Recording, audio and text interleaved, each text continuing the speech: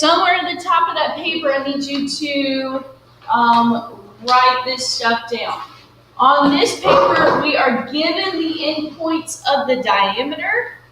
Okay, they tell us the endpoints of the diameter, and they want us to write the equation of the circle. Well, remember, I said the key to writing the equation of the circle is we have to know the center, and we have to know the radius. So if we've got the endpoints of the diameter, let me just draw a simple example of that. We've got a circle here. Say they give me a point here and a point here, and that's my diameter. Okay, they give me those points. So if I need to find the center would be where on that diameter? Where's the center on the diameter? It's right in the middle. Okay, so if it's in the middle, we need to use which formula? Midpoint. Middle, midpoint. Okay, we use the midpoint formula to find the center of our circle. And then with the center and one of the endpoints, which formula are we going to use to find the radius? If we know the center and an endpoint, which formula do we do? We just did some of these. We use the distance formula. Okay, so when we have the endpoints of the diameter, we use the midpoint to find the center because it's right in the middle of the diameter. And we use our distance formula with the center and one of the endpoints to find the radius. Okay, to find the radius. So on number one there, okay, on number one, they give us the endpoints of our diameter. They say one point is 10, -6, and the other point is -6, 10. So let's start by finding our center. Okay, let's start by finding the center. So I'm going to say the center is 10 plus -6 divided by 2. -6 plus 10 divided by 2. So that means 10 plus -6 is 4. 4 divided by 2 is 2. -6 plus 10 is 4.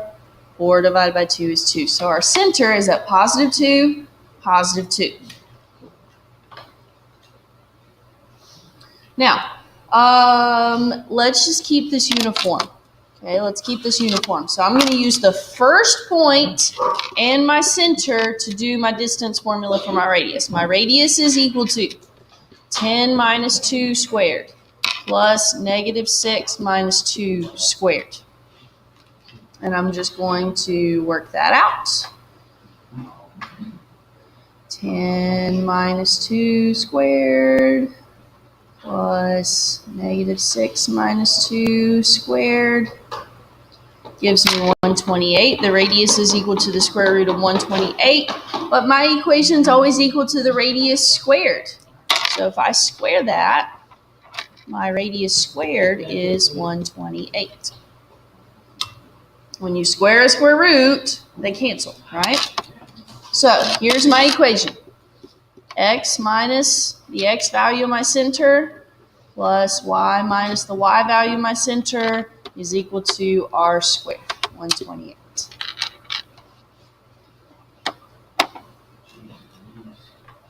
Okay, takes a little bit more work. Takes a little bit more work. But if you make it a process, you just do the same process every single time, and it's not really that bad. Okay?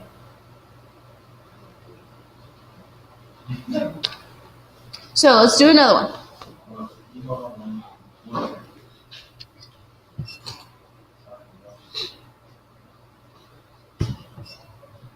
They give us the endpoints of the diameter. We need the center and we need the radius. The center is right in the middle of the diameter, so we use the midpoint to find our center. X plus x divided by 2.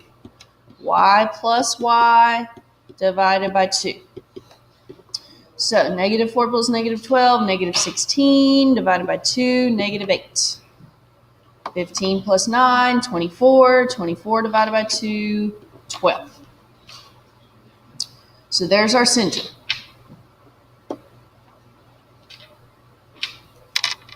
Our radius, use the first point and the center. So the radius is equal to the square root x minus x squared plus y minus y squared.